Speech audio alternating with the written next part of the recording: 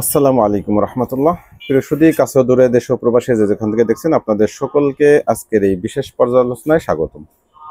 আজকে মূলত আমি গুম কমিশন এবং গুম কমিশনের যে রিপোর্ট বা ডকুমেন্টারি, এই বিষয়টা সাথে এই গুম কমিশনের এই ডকুমেন্টারি প্রেক্ষিতেই আমাদের বেশ কিছু সেনা অফিসারদের বিরুদ্ধে গ্রেফতারি পরোয়ানা জারি হয়েছে এবং সেই সেনা অফিসারদের বিরুদ্ধে গ্রেফতারি জারি হওয়ার পরেই সেনাবাহিনী বা সেনা অফিসারদের ভিতরে একটি বিশৃঙ্খলা দেখা দিচ্ছে বা অসন্তোষ দেখা দিচ্ছে, যেটাকে অনেকে ফুলিয়ে ফাঁপিয়ে সেটা বিদ্রোহের পর্যায়ে নিয়ে যাচ্ছেন বা বিভিন্ন ধরনের কল্পকাহিনী আমাদের সামনে হাজির করার চেষ্টা করতেছেন।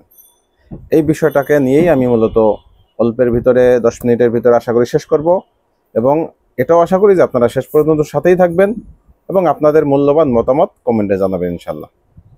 তো আমরা শুরুতেই যদি দেখি, আমি গতকাল রাতে গুম কমিশনার যে 1 ঘন্টার উপরে তারা ডকুমেন্টারি তৈরি করেছে, আমি পুরাটা দেখেছি। ইভেন আজকে সকালে এসে আবারও সেটা একটু দেখার চেষ্টা করেছি।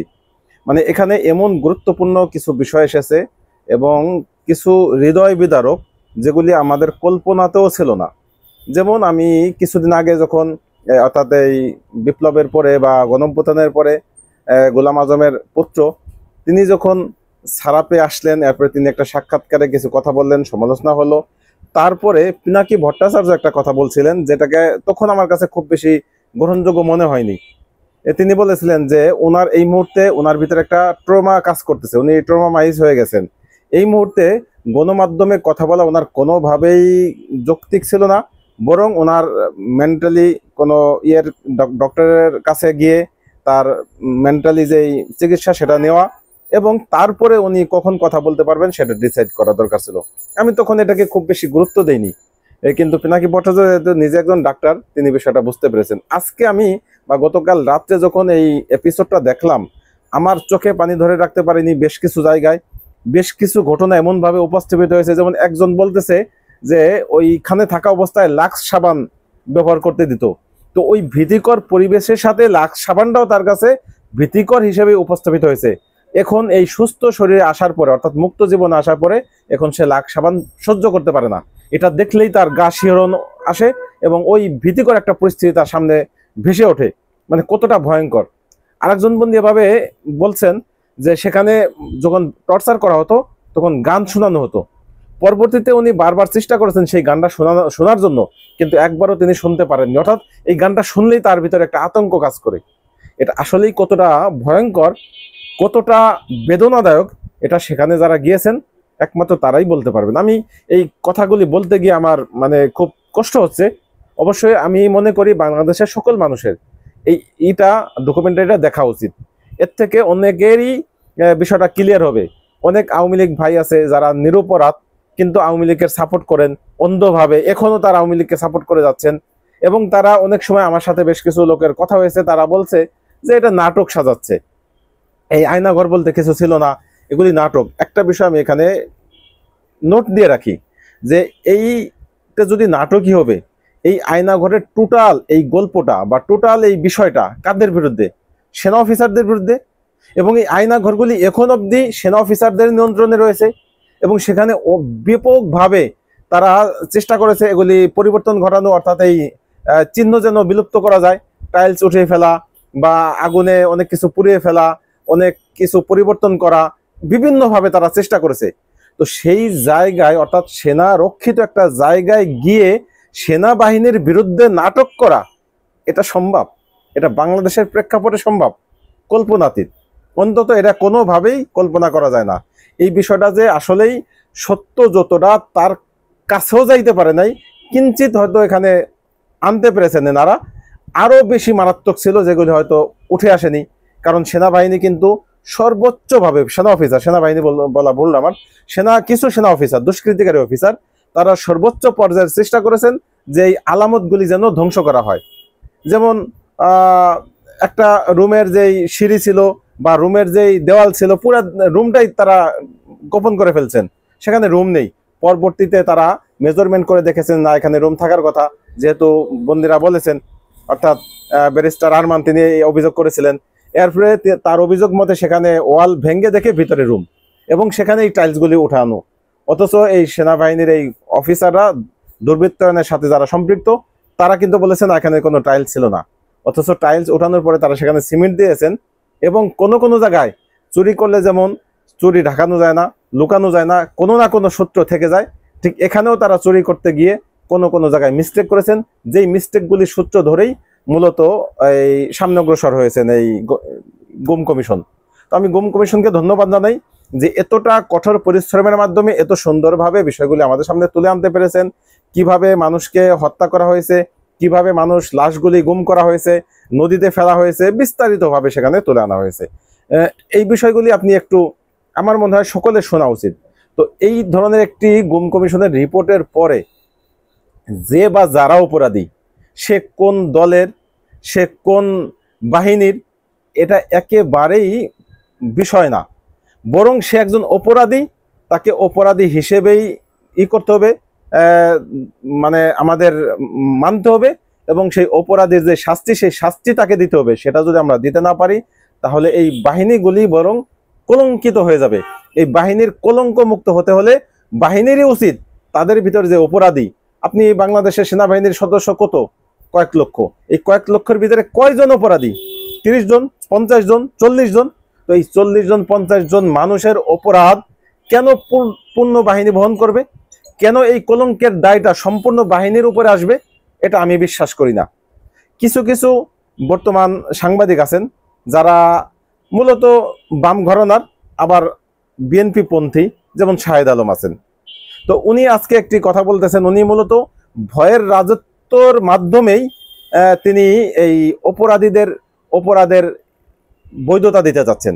তিনি বোঝাইতে চাচ্ছেন যে এই সেনা অফিসারদের যে অপরাধ, সেটা যদি এরকম আদালতে হয়, বিচার হয়, বরং তাদের বিচার হওয়া দরকার ছিল আর্মি আদালতে, সেটা না করে এই চলমান যে আদালত আছে, আন্তর্জাতিক ট্রাইব্যুনাল, সেখানে করার মাধ্যমে কি হয়েছে, তাদের ভিতরে একটা আক্রোশ তৈরি হয়েছে।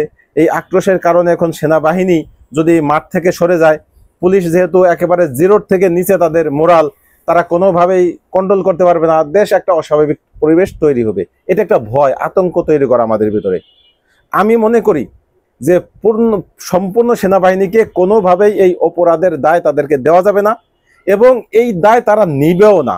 তাই যদি হতো, যদি অবৈধ কমান্ড সেনাবাহিনীর সকল সদস্য মানতই, তাহলে 5ই আগস্ট সৃষ্টি হতো না। আমি নিশ্চিত করে বলতে পারি যে যদি 5% সম্ভাবনাও থাকতো শেখ হাসিনা ক্ষমতায় থাকার, তারপরও শেখ হাসিনা বাংলাদেশ থেকে পালাইতো না। সে যখন দেখেছে কোনোভাবেই বাংলাদেশে থাকা সম্ভব নয়, তখনই সে পালিয়েছে। এবং সেনা সদস্য, বিশেষ করে জুনিয়র অফিসার এবং স্বাভাবিক যে সেনা ইগুলি রয়েছে, সদস্য যেনারা রয়েছেন, অর্থাৎ সৈনিক ভাইরা, এদের কারণেই মূলত এই 5ই আগস্টের আমাদের যে সফলতম একটি গণ অভ্যুত্থান। সেনাপ্রধান এবং বড় বড় যারা জেনারেল ছিলেন, তারা কিন্তু শেখ হাসিনার পক্ষে ছিলেন। নিশ্চিত করে বলা যায় তারা শেখ হাসিনার পক্ষে ছিলেন। সর্বশেষ পর্যন্তই শেখ হাসিনাকে সেফ এক্সিট দিয়েছেন, এবং শেখ হাসিনার যে 626 জন মার্কা মারা লোক, তাদেরকে তারা নিরাপত্তার সাথে সেখানে রেখেছেন, এবং পরবর্তীতে তাদেরকে সকলকে, প্রায় সকলকে, 2-1 বাদে প্রায় সকলকে সেফ এক্সিট দিয়েছেন। এটি কেন করেছেন? এই সকল বড় বড় সেনাবাহিনীর সেনা অফিসাররা। অতএব এই সেনা অফিসারদের, কতিপয় দুর্বৃত্ত অফিসারদের দায় কোনো ক্রমেই সেনাবাহিনীর সকল সদস্য বা গোটা সদস্য তারা নিবে না। অতএব সেনাবাহিনীর সাধারণ যেই সৈনিক ভাইরা আছেন, জুনিয়র অফিসার রয়েছেন, বা সিনিয়র কিছু কিছু অবশ্যই ভালো অফিসার আছেন, সকলে তো আর খারাপ নন। তো তাদের অবশ্যই মেন্টালিটি ভিন্ন রকম।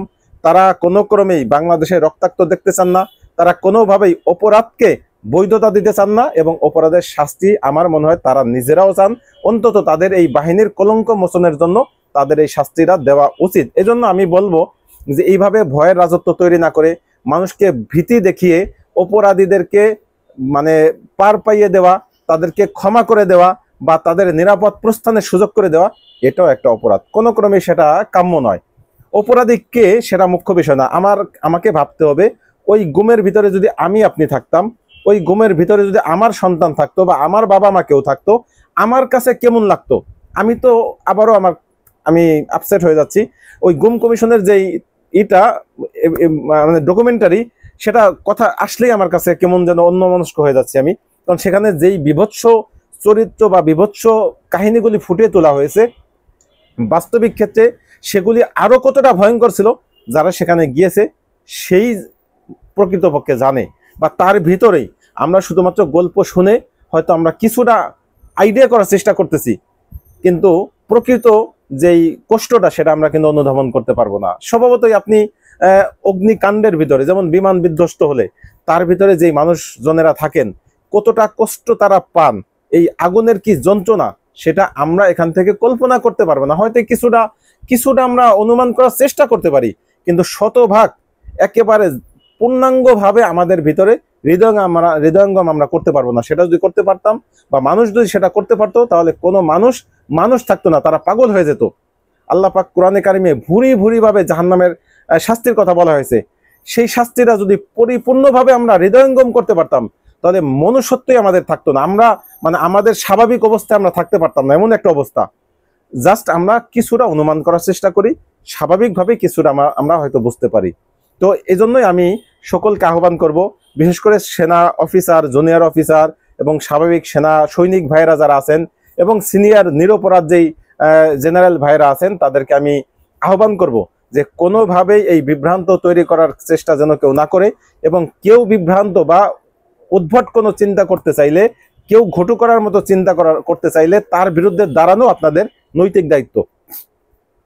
একটা বিষয় তো স্পষ্ট যে কোনো অপরাধের পক্ষে দাঁড়ানো সেটাও একটা অপরাধ।